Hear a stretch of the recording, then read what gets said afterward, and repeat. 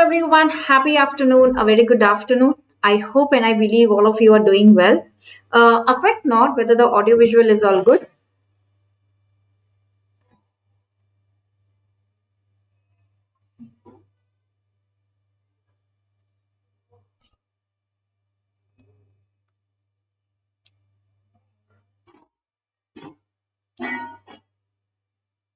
Am I audible and visible to everyone?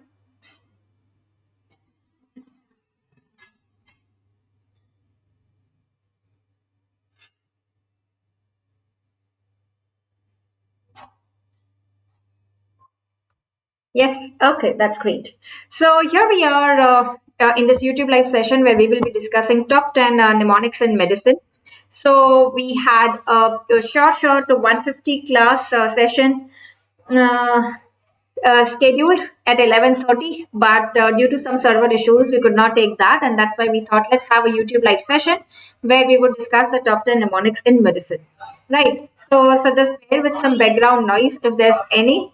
So there's a change of place, and that's why you might hear that background noise there. Yes, we know that Prashant, it's not working because the tech team is working on it, on updating the platform, and that's why the server is down. It will be back soon, and once it is back, then we will have the class that we have missed. I'll update you on the Telegram group when we shall have the short 150 next session, the ongoing one. Okay. And yes, there's a very important announcement that at Unacademy we are launching NEET PG Vitals, which is the recorded videos for the comprehensive preparation of the subjects. So everything about a subject at one place. So you have now the recorded videos also available. Along with that, the live classes would also be there. So the live classes will continue in the Unacademy app, but along with that, we have the recorded classes as well. So you can subscribe to the combo package, which will give you access to both the live and recorded. And the NEET PG Vitals, you can take a separate subscription for that for only the recorded one.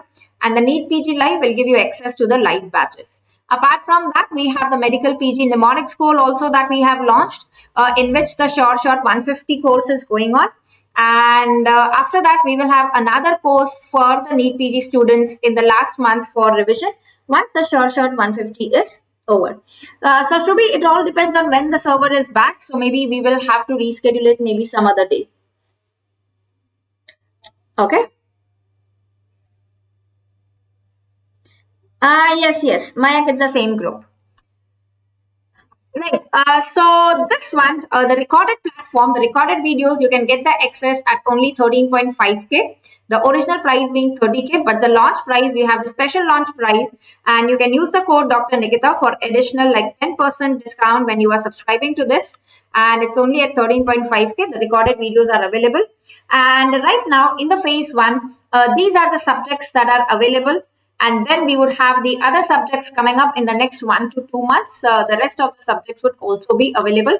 Right now, we have 12 to 13 subjects which are already available on the recorded platform. Right.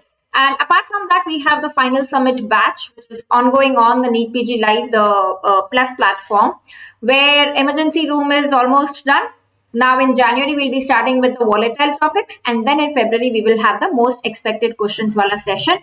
And you can get the 3 months course. This is for the live classes in the Plus platform at 11,250. Correct? And we have the prof subscriptions also available.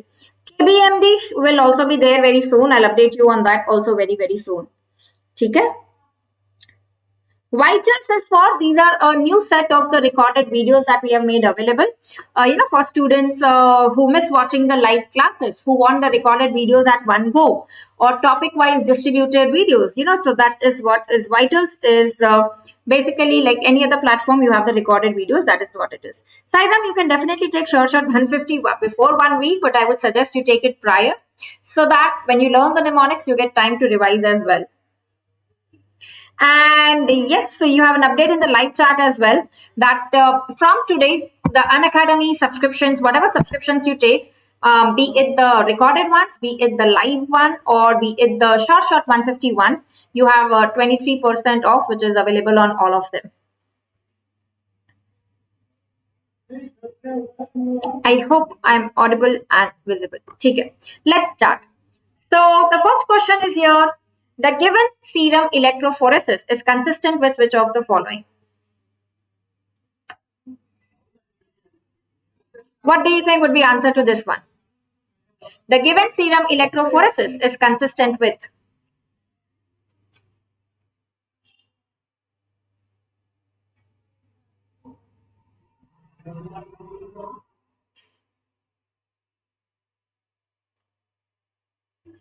Absolutely right. That is multiple myeloma, because that is what we are seeing. There's a peak in the gamma globulin. We can see this peak which is happening. How is the normal electrophoresis?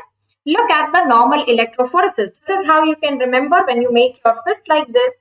So starting from here, it's albumin. Then you have alpha 1, alpha 2, beta, and you have the gamma globulins, right? So we have first, which is albumin, which is the maximum, then alpha 1, alpha 2, beta, and gamma. And you have gamma globulins, which includes the immunoglobulins. In multiple myeloma, we have the M band, which is of these immunoglobulins. So the peak of the gamma tells you that this is multiple myeloma. In liver cirrhosis, what would happen? Liver synthesizes albumin. So the albumin will go down. Okay, albumin will go down. Even in nephrotic, the albumin will go down because there is proteinuria. Alpha 1 antitrypsin, the alpha 1 will go down because it's alpha 1 antitrypsin deficiency. Right. So what happens with chronic infections? There's a smooth increase. It's not a peak that we see, unlike in multiple myeloma. In the gamma globulins, immunoglobulin, IgM, IgG, they increase, right? Multiple myeloma, there's a M band, gamma globulin is increased. Liver cirrhosis, albumin is reduced, so compensatory there's increase in globulin. Alpha 1 antitrypsin deficiency, the alpha 1 band will be thin, right? The alpha 1 band will be thin, correct? So that is about this electrophoresis. And going to the next one, tell me, what do you think? What acid-base disorder is this? An absolutely important topic. pH 7.2, bicarbonate 18, PCO2 30. What acid-base disorder is this one?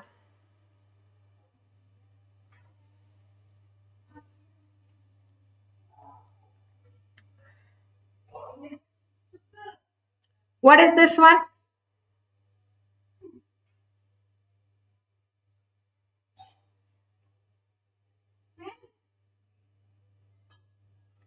Am I audible and visible?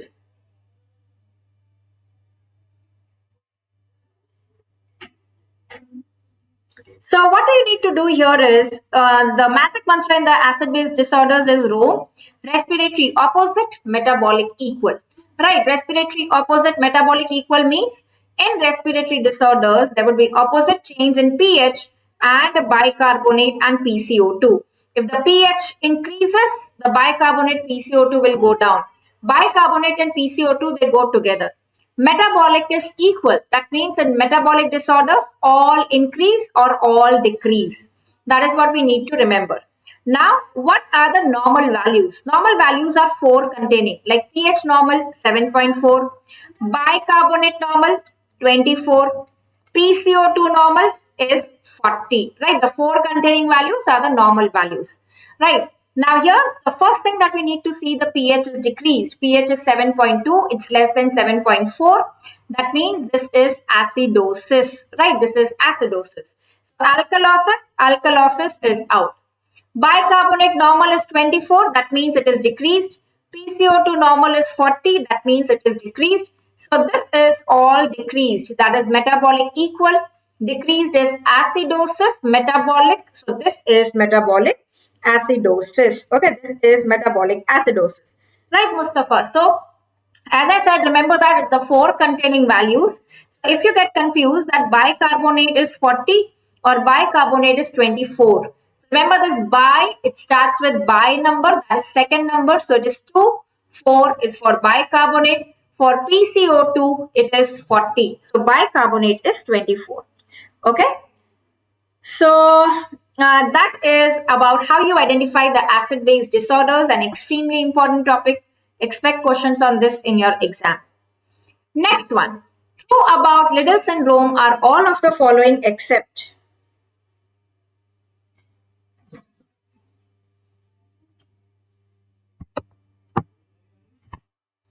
True about Liddle syndrome are all except. true about Liddles. Which of the following is not true about Liddles?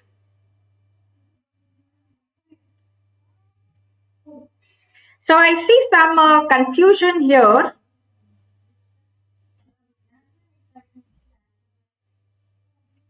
Very good. So majority of you are getting this right. It's D, that is increased aldosterone. Now what is Liddle syndrome? See, Liddle, remember as, just give me a minute. Am I audible and visible now?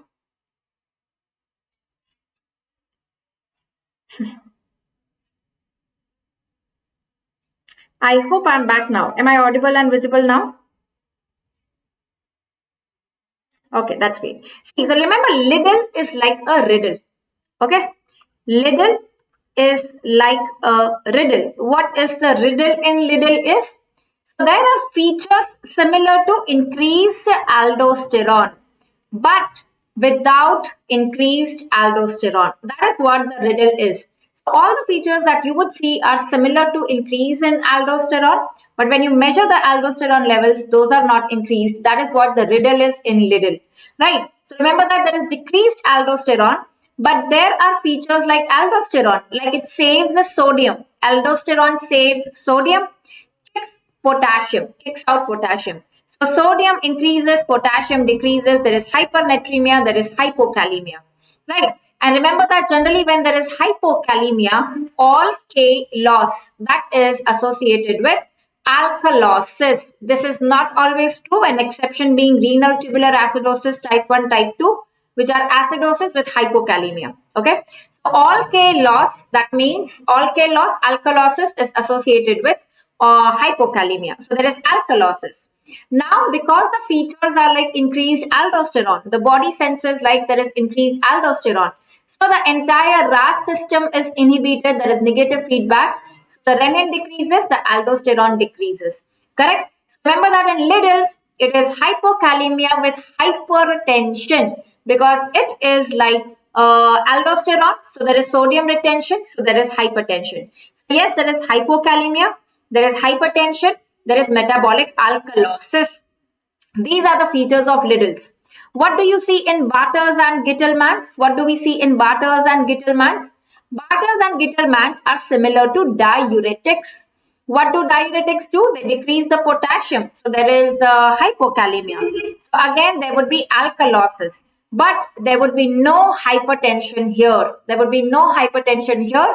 There is volume contraction. So that stimulates the RAS system. The renin will increase. Okay, the renin will increase. Okay, is this clear with everyone? Absolutely right. So which is the condition which will actually have high aldosterone? That is cons. Cons is adrenal hyperplasia. So there is increased aldosterone in cons. Liddle's is similar to cons, but without increased aldosterone. Okay. Next one, which of the following is not true about WPW syndrome? That is the Wolff-Parkinson-White syndrome.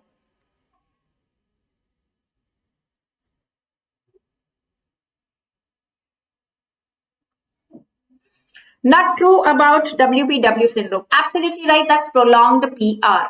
What is WPW syndrome? There's an aberrant pathway which is conducting, basically there is atrium, there is AV node, and then the signal goes to the ventricle. Now there is an aberrant pathway which is taking this atrial impulse to the ventricle. This is faster conducting as compared to the conduction through the AV node. Faster conducting means how would be the duration? The duration would be less. What interval in the ECG indicates the conduction from the atrium to the ventricle? That is the PR interval. So the PR decreases. Okay, the PR interval decreases. It's not prolonged PR. Prolonged PR will be seen with the drugs which block the AV. So that increases the time which is taken to reach to the ventricle. So AV block will basically have prolonged PR. Like beta blockers, calcium channel blockers, digoxin, which cause AV block, they will prolong the PR. Right? So here, rather than prolonged PR, what do we see? The PR is short because there's a faster conducting accessory pathway. It's a short PR, not a prolonged PR. There is delta wave on ECG. What is the delta wave? The sloping of the QRS complex. The sloping of the QRS complex, that's the delta wave. The QRS is wide. Right, because the ventricle is receiving signal from the aberrant pathway. So the QRS is white, and digoxin is contraindicated. Why? Because digoxin will induce AV block. So if we block the AV, the accessory pathway will get a dominance, which we do not want, right? So that is why the drugs which block the AV are contraindicated, because this induces AV block. Okay. What is the treatment of choice in WPW syndrome? It is the ablation of the aberrant pathway. Okay, that's the ablation of the aberrant pathway. Correct? So remember that the PR interval is short. It's PR less than 120 milliseconds that we have in WPW because of the aberrant pathway. Correct? Going to the next one, which of the following antibodies in SLE predisposes to congenital heart block?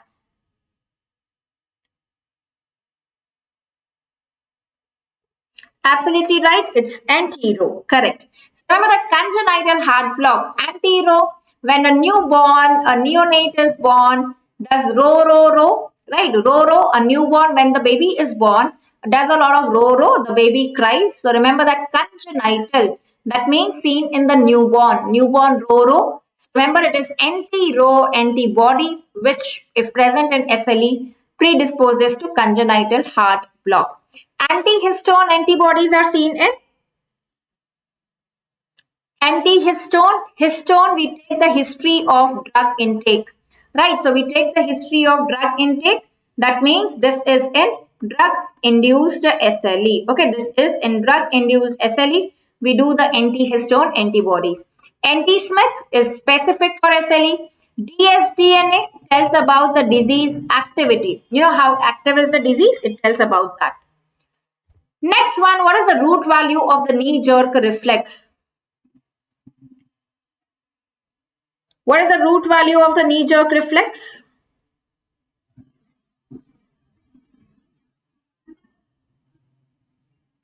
Absolutely right. That's D. That is L3, L4. So remember the reflexes we have discussed in the recent Short 150 session as well. 1, 2, buckle my shoe. So where do we buckle the shoe? At the ankle. Okay, 1, 2, buckle my shoe. Remember that is S. It is S1, S2.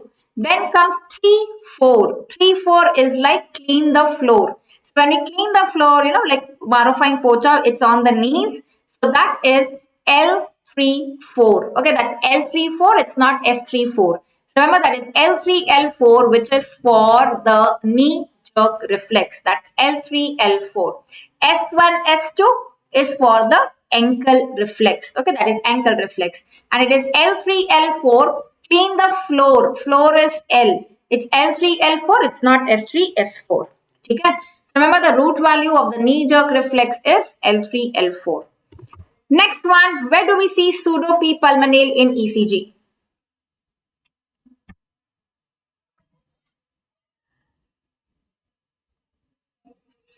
Pseudo-P pulmonale is seen in which of the following? Correct. Absolutely right. It's hypokalemia. Right. What is P pulmonale? P pulmonale is a peak to P wave. Okay, that's a peak to P wave. And you can remember this ECG changes, like generally the P wave changes are opposite to T wave changes. When I say the P is increasing, so remember like the T is decreasing. What does the T wave indicate in the ECG? It indicates ventricular repolarization. Okay, it indicates ventricular repolarization. So if the T is going down, ventricular repolarization is which ion? It is potassium. T going down means the K also going down. So that is why the answer here is hypokalemia. Okay, remember it is hypokalemia. So T increasing means the T going down. T going down means the potassium going down. When the potassium increases, the T increases. When the potassium decreases, the T decreases. Right? And what else do we see in hypokalemia? Recent NEET PG question. Remember, hypokalemia is like underkalemia. So we see the U wave. Okay, U wave is seen in hypokalemia. Correct?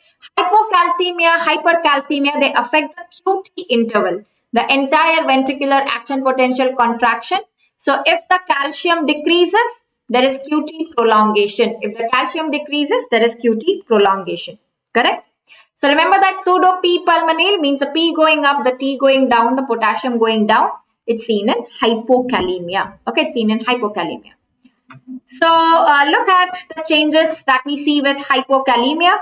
So there is the T wave which goes down and the P wave becomes prominent. Okay, the P wave becomes prominent and there is this U wave that we are seeing after the T wave. Okay, there's this prominent U wave that we are seeing and there is pseudo-P pulmonale. Okay, pseudo-P pulmonale is what we see. Correct? Is this clear with everyone? Sometimes there can be ST depression as well that we can see. ST depression.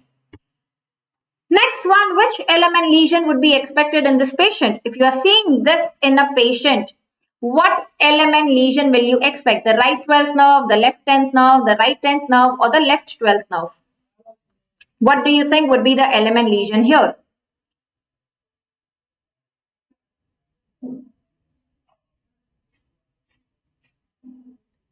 What do you think would be the answer to this one? Okay, first of all, let me see here. Many of you are answering D. Is it 12th nerve or is it 10th nerve? At least first try to identify that so that you can rule out the options. Here, what are we seeing as the uvular deviation? It is the uvular deviation. Uvular deviation is the 10th nerve palsy. 12th nerve palsy will be the tongue deviation, right? This image is not showing the tongue deviation. So it's not the 12th nerve. So option A and option D are ruled out. Now, where is the uvula deviated? Is it the right side or the left side?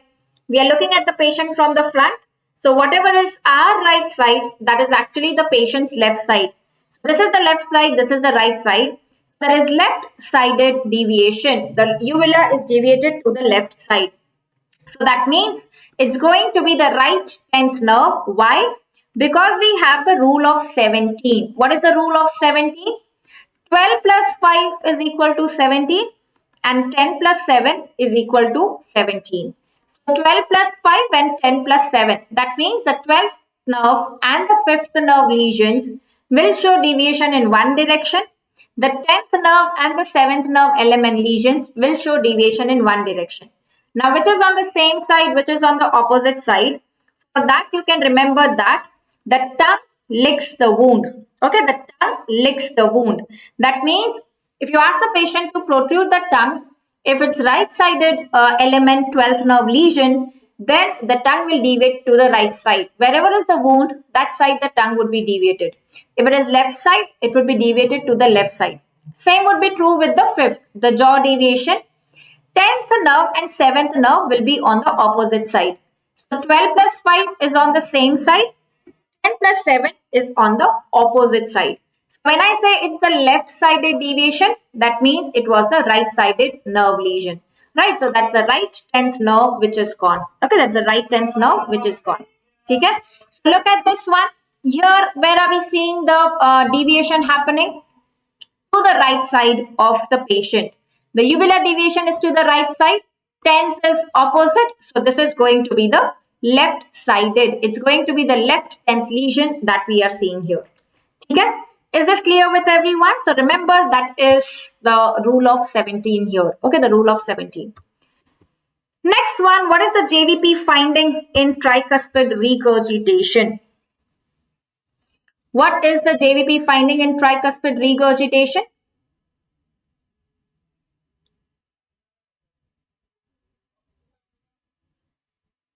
Surya, what will happen in 7th nerve palsy? Let's say element, the Bell's palsy.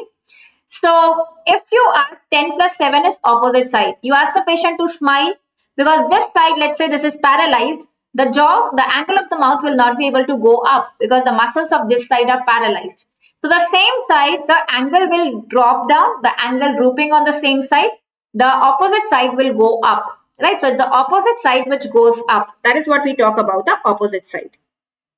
Okay, drooping on the same side but upwards on the opposite side. JVP finding in tricuspid regurgitation. I see a lot of mixed answers here. Many of you have got this right. It is dominant V waves. Why? Because in JVP, we have the positive waves, the ACV, we have the negative descents, the X and the Y. Right? What does the A indicate? The atrial contraction. Atrial contraction, that gives a positive wave. What does the C indicate? The cusp of the tricuspid valve bulging into the right atrium. Right, the cusp bulging into the right atrium, that is during isovolumetric contraction. What does the V wave indicate? That is the venous filling. Okay, that's the venous filling. Now, what happens in tricuspid regurgitation? The tricuspid regurgitation means the blood will go from the right ventricle to the right atrium, which actually should have not gone. So along with the SVC and the IVC, there is another route that is coming and filling the right atrium. So the venous filling is increased, and that is why we see the dominant V waves, because the venous filling basically of the right atrium is increasing. So there's going to be dominant V waves. Sometimes the C and V, the joint waves can be seen. The X descent can go off. The X indicates the relaxation. Okay, the X indicates the relaxation. X is the atrial relaxation. Y is the atrial emptying Y into the ventricle. Correct? So C के बाद आता है X, फिर आता है V in JVP. So if the X is gone, the C and the V they combine. So we can find dominant V wave or the joint CV waves. Okay, that is what is the concept here. So remember that dominant V waves is what we see in atrial regurgitation. Atrial fibrillation, the atrium not contracting, so the A waves are absent. Correct? The A waves are absent is what we see there. And slow Y descent, the emptying will be very slow. When there is tricuspid stenosis, there would be slow Y descent. Constrictive pericarditis, remember it has the M pattern. When I say the M pattern, it is the Y descent which is very prominent. A sharp Y descent is what we see, but the X descent is also present. Okay, the X descent is also present. In cardiac tamponade, it is the absent Y descent. Okay, it's a in cardiac tamponade, what do we see? In cardiac tamponade, the X descent is prominent, the Y descent is absent. Okay. So that is about the JVP. Okay, remember that's about the JVP. In tricuspid regurgitation, the V waves are dominant. Next one, I believe this is the 10th one. All these conditions can produce a metabolic acidosis except which of the following? All these conditions can produce a metabolic acidosis except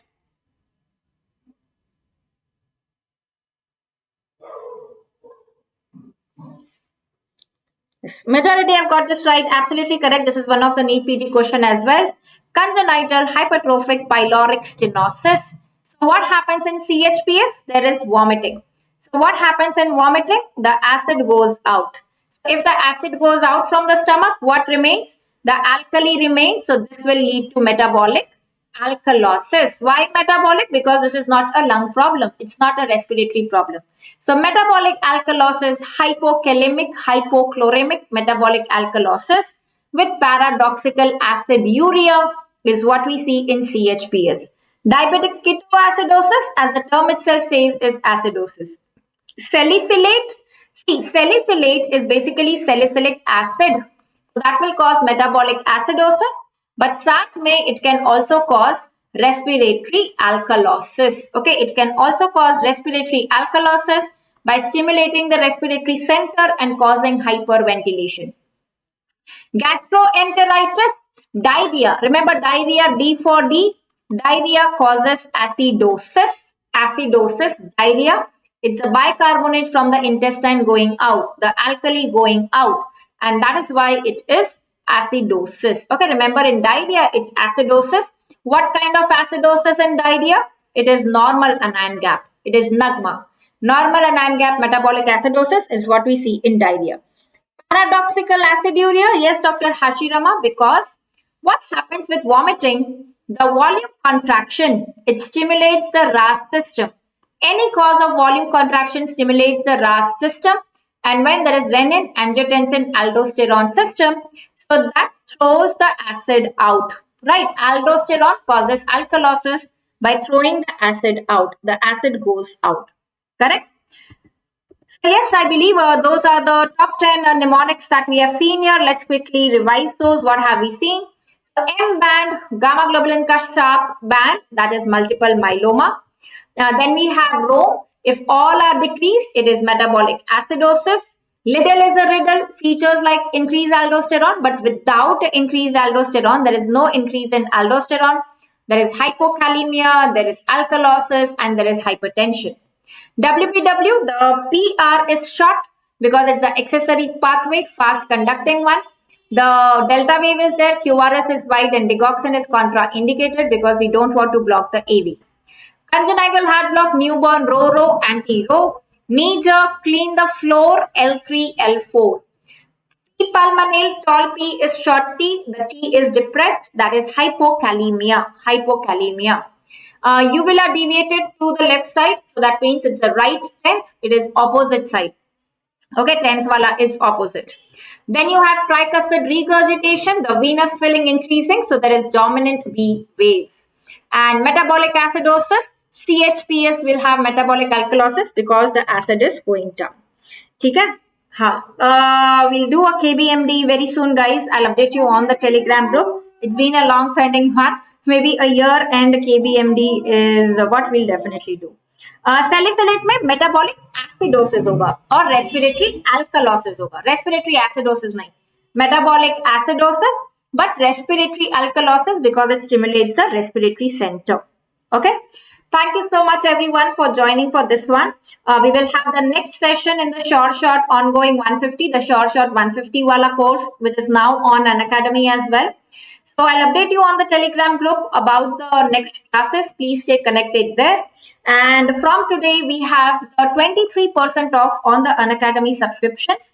So you can make the best of this opportunity if you're planning to get the subscriptions. All right. So thank you so much. Goodbye. Take care and keep studying, keep revising and keep winning. Thank you.